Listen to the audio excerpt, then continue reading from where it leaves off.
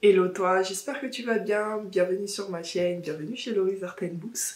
Aujourd'hui, petite vidéo essay, commentary, whatever you wanna call it. Aujourd'hui, on va parler de notre position que moi je trouve un petit peu délicate de chroniqueuse de livres. Première chose, à qui va s'adresser cette vidéo? À part les personnes qui me regardent tout le temps, je veux dire, chroniqueuses comme moi, qui peut-être galèrent à naviguer dans ce monde. Aujourd'hui, on va parler de SP, on va parler de relations avec les maisons d'édition, relations avec les auteurs et relations avec nos followers, nos viewers, tout simplement notre petite communauté avec laquelle on interagit régulièrement. Et deuxième chose, les maisons d'édition. Oui, parce que, très chères maisons d'édition, il est temps que vous compreniez un petit peu les nuances et les difficultés par lesquelles on peut passer. Même si parfois vous nous envoyez des livres gratuits, ce n'est pas si simple qu'on le croit.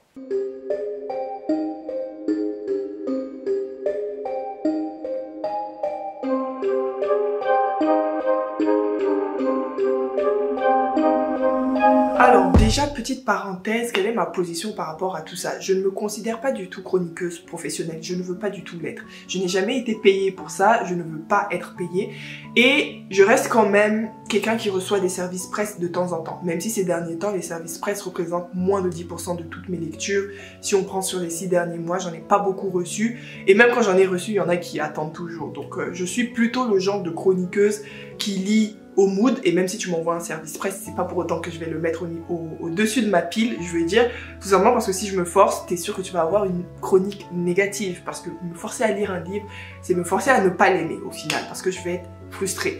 Bref, tout ça pour dire que je ne me sens pas particulièrement légitime pour vous donner des conseils sur ça, mais j'ai toujours le pied de la personne qui regardait un petit peu les chroniqueuses en mode oh c'est trop bien, elle reçoit plein de livres, elle a pas besoin d'acheter des livres, etc. Même si les booktubeuses, les bookstagrammeuses, etc., même quand elles reçoivent des livres, elles achètent beaucoup de livres quand même. Je m'en suis rendu compte maintenant que je suis dedans, mon budget livre n'a pas diminué, bien au contraire.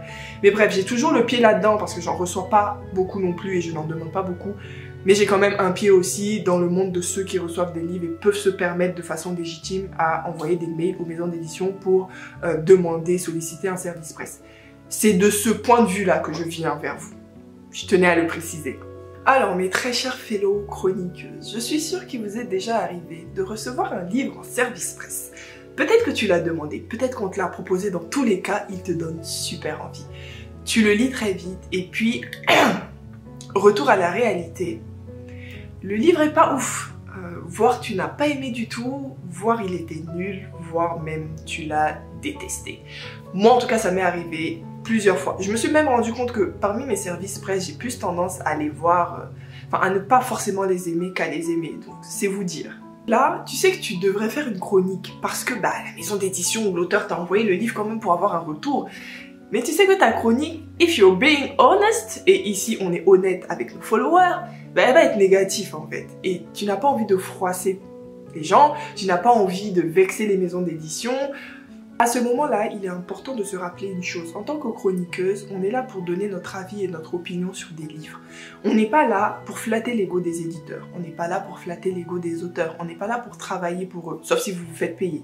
Moi, je sors ça de ce cadre. Ici, on ne parle pas des influenceurs littéraires qui se font payer pour faire la pub de livres parce que c'est de la pub.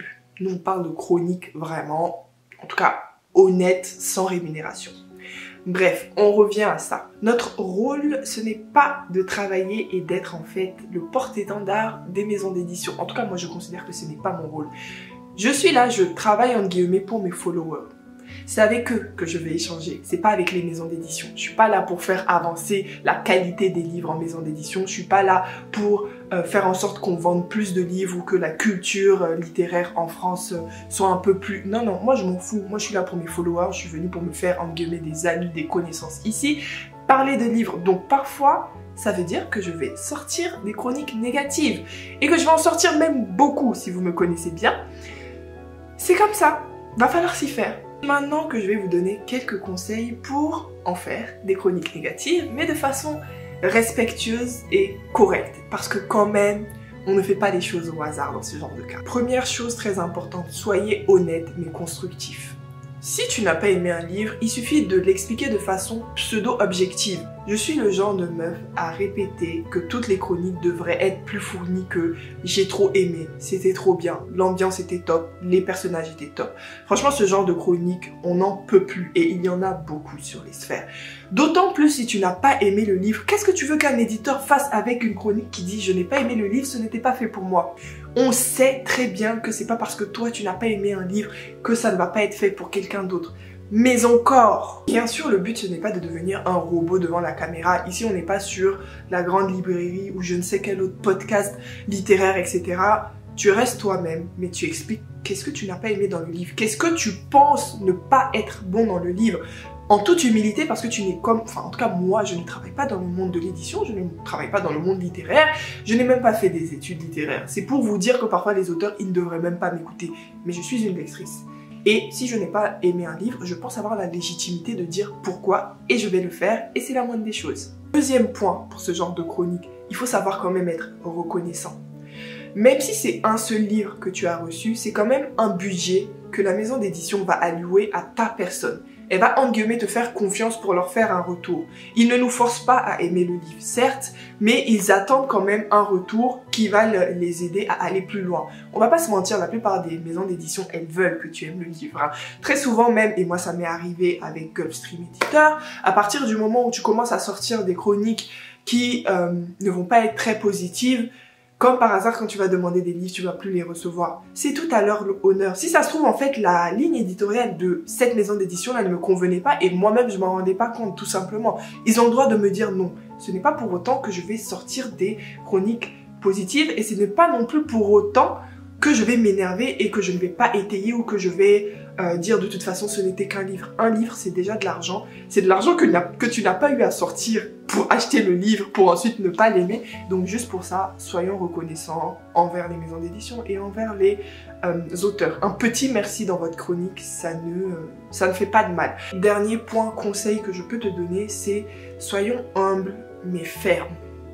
Ça va rejoindre un petit peu le premier conseil, dans le sens où, je le répète souvent, je ne travaille pas dans le monde littéraire, je suis nulle dans tout ça, je ne souhaite pas être auteur parce que je pense que je serais nulle et que ce n'est pas un métier qui m'intéresse.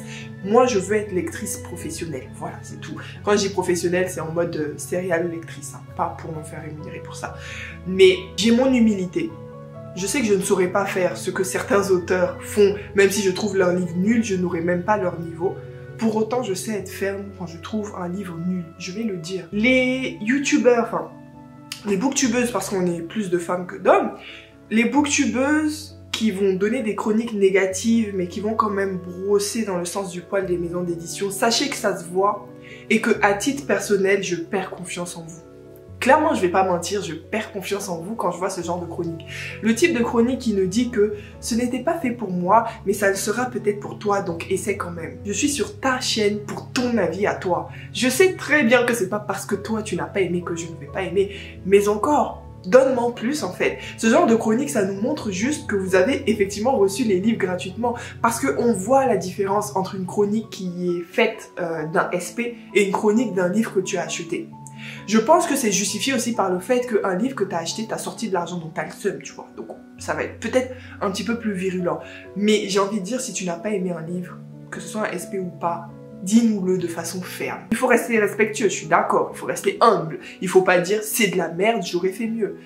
Mais il faut être ferme, parce que sinon on vous fera pas confiance en fait. Et je n'ai même pas parlé des chroniqueuses qui aiment tout ce qu'elles lisent. On va pas en parler, c'est mieux on en parle. Petit mot pour les maisons d'édition aussi. Les chroniqueuses que vous avez remarquées, qui ont toujours le même genre de chronique, sachez que souvent leur audience, pour peu que ce soit pas des enfants, enfin des très jeunes, on n'est pas des nez percés, comme on dit chez moi, on leur fait pas confiance. Moi, j'ai, allez, deux personnes de Booktube, donc je vais pas dire le nom bien sûr, que je suis, pas assidûment, mais que je suis quand même de façon très régulière, mais dont je ne suis jamais les recommandations. Jamais.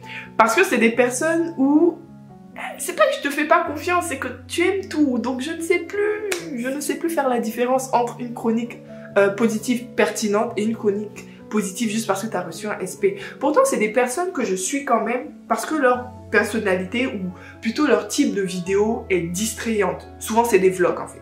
Souvent, ça va être des personnes qui vont faire des reading vlogs, etc. Je vais mettre ça en fond quand je fais mon ménage le samedi et tout. C'est des personnalités qui ont l'air sympas. Je ne vais jamais suivre leurs recommandations, je ne vais jamais acheter un livre parce que ces personnes ont dit qu'il était bon, parce que vous aimez tout. Donc les maisons d'édition, ne vous faites pas avoir. Je pense que les chroniqueurs qui font le plus vendre les livres qu'ils recommandent, c'est justement les chroniqueurs qui savent être fermes quand il faut. Et du coup, quand ils te disent ce livre est bon parce que X, Y, Z, tu le crois. Parce que quand ça ne l'est pas, il va te dire les choses. La parenthèse est fermée. Maintenant que j'ai parlé de comment à peu près construire une chronique négative, on va parler vraiment de notre position en tant que chroniqueuse et un petit peu de ce qui me passe par la tête. Tu vas te rendre compte que mon discours n'a pas spécialement de but, c'est plus tout simplement le type vidéo essai où je vais dire ce que j'en pense, essayer d'étayer un petit peu mon avis avec des recherches que j'ai faites. Et en parlant de recherche, on va parler du premier point qui est la différence entre un avis et une opinion. Lorsqu'on donne notre avis sur un livre, on va parler d'un ressenti personnel. On va parler de tout ce qu'on a senti en lisant le livre, nos réactions, ça va parler des événements et du coup ça va être très touché, enfin très en relation avec nos expériences personnelles. Tout ça pour vous dire que l'avis, dans un premier temps, c'est quelque chose de complètement subjectif. Tu peux lire un livre qui est éclaté de façon... la plume est éclatée, c'est entre guillemets mal écrit, etc. selon les standards de l'écriture, mais tu vas adorer. Tout simplement parce que c'est peut-être ta Madeleine de Proust, parce que peut-être il fait écho à des expériences que tu as eues, ça va peut-être être un livre qui va te rappeler Twilight et que quand toi t'étais ado, Twilight c'était ce que tu adorais, etc. Bon bref, ça n'en fait pas un bon livre de façon objective, mais ton avis va être positif. Et on a aussi besoin de ça parce que nous on te suit pour le côté subjectif et pour ta personne. Maintenant, lorsqu'une personne va donner son opinion sur un livre, a priori, elle va essayer de se baser sur des critères. Des critères pseudo-objectifs quand c'est possible, dont je vais parler un petit peu plus tard d'ailleurs. Et du coup, il est important de distinguer quand même ces deux choses, parce que selon moi, elles sont importantes dans une chronique. Quand je suis un YouTuber, je le suis pour lui, sa personne subjective, dans le sens du terme, subjectif je veux dire, mais en même temps, je suis quelqu'un qui a une pseudo-expérience dans la lecture et qui pourra quand même garder la tête froide et nous dire de façon objective, si possible, en quoi ce livre est bon, en quoi le plot est recherché, en quoi l'univers ne ressemble pas à ce qu'on voit d'habitude. Une autre petite parenthèse, je sais que dans la vie de tous les jours, les mots avis et opinion sont utilisés de façon interchangeable, je le sais. Je les utilise comme tels parce que j'ai fait mes recherches et que j'ai trouvé ces deux mots pour les caser bien dans les concepts dont je veux parler. Je pense que tu as compris ce que je veux dire, mais je ne veux pas voir dans les commentaires « Non mais avis et opinion c'est la même chose ». Fais tes recherches comme moi. Moi-même, je pensais que c'était la même chose. C'est quand j'ai cherché les bons mots que j'ai vu que, en fait, c'est de l'abus de langage. Bon, je vais pas parler du côté subjectif parce que je pense qu'il n'y a pas de règle dans ça, enfin selon moi. On a tous nos pet peeves, on a tous nos expériences, etc. Je vais pas venir vous dire comment critiquer de façon subjective un livre, frère. Comme un film, peu importe autre œuvre d'art que vous expérimentez. C'est propre à tout un chacun. Par contre, si on veut partir sur l'opinion et du coup, ses critères. Quand tu lis puis chroniques un livre, il est important quand même, selon moi, d'avoir une liste de critères. Ça peut être le type d'intrigue, le nombre de personnages, le pacing, comme on dit ça en français, le rythme, l'univers, l'originalité en comparaison avec ce que tu as connu, etc. Tout ça, c'est des critères qu'on peut prendre de façon pseudo-objective, mais il est important de garder l'humilité de son background littéraire. Et c'est pour ça qu'à chaque fois que je parlais d'objectivité, je disais pseudo avant, parce que pour moi, l'objectivité tout court, elle n'existe pas. Moi, en tant que chroniqueuse de livres, j'ai un background, pas seulement une expérience, mais un nombre de livres que j'ai lus avant. Donc quand je viens et que je vous dis, les personnages étaient bien développés, c'était par rapport à tout ce que j'ai lu avant. C'est une comparaison avec tout ce que j'ai pu lire avant. La Laurie qui vous chronique une fantaisie aujourd'hui n'est pas la même Laurie d'il y a 2 ans. Je donne un exemple très concret. Il y a 2 ans, j'avais adoré Cinder. Et quand je le disais aux gens, ils disaient non mais c'est une science-fiction de façon, faite de façon très basique. Et moi j'étais en mode oui, mais c'est ma première science-fiction en fait. Donc j'ai pas de base de comparaison. Enfin, c'est ma première science-fiction lue, je tiens à le préciser quand même. Donc pour moi, oui, quand j'ai fait la chronique et que j'ai essayé de donner mon avis de façon objective, oui, bah pour moi c'était original. Pour moi, les personnages, ils étaient pas mal, etc. Et c'est pas parce que j'étais nulle à ça, mais c'est parce que je n'avais pas une grande rangée de personnages expérimentés en lecture.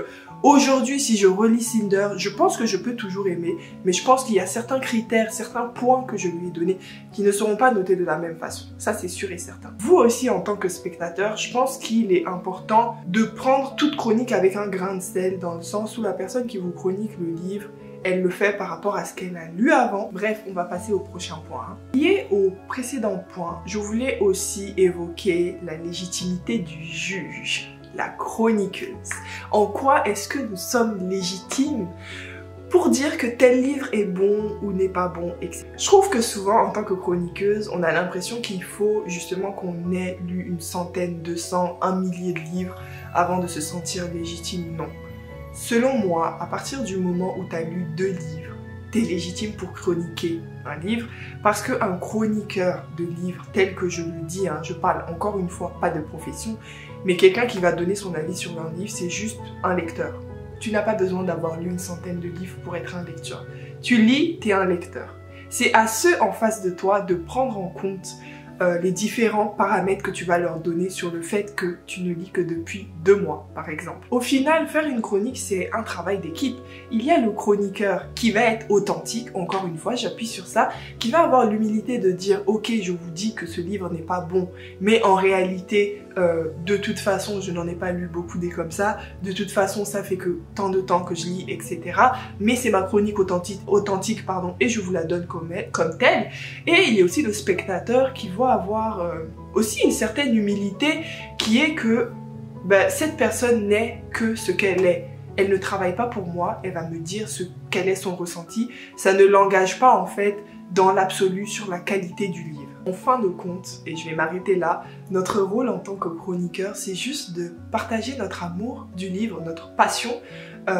Et ça passe aussi par des chroniques négatives parce que on ne lit pas que des livres qu'on aime, malheureusement. Ça ne nous enlève pas le droit de le dire, ça ne nous enlève pas notre légitimité en tant que lecteur. Ce n'est pas parce que je n'ai pas aimé un classique que ça veut dire que je n'ai pas les capacités intellectuelles pour le comprendre. Parce que oui, j'ai déjà eu ce genre de commentaires dans mes vidéos. Mais bref, en tout cas, moi je me sens très légitime en tant que chroniqueuse. Je me sentais tout aussi légitime un petit peu avant, même si c'est pas simple. Et même quand je reçois des SP, j'ai l'audace, oui, même si j'ai reçu ce livre gratuitement, j'ai l'audace de dire que je n'ai pas aimé ce livre. Libre à la maison d'édition de ne plus m'en envoyer. Je pense même qu'il y en a certaines qui adorent, qui apprécient l'honnêteté. 6 sur 5 livres et il y en a 2 que tu n'as pas aimé, je ne pense pas que pour autant tu n'en recevras plus de la maison d'édition. Il faut porter tes couilles que tu n'as peut-être pas et dire à tes followers qui sont tes premiers interlocuteurs au final ce que tu en as vraiment pensé. Bref, je vais m'arrêter là. Je pense que j'ai beaucoup parlé, je suis partie un petit peu dans tous les sens.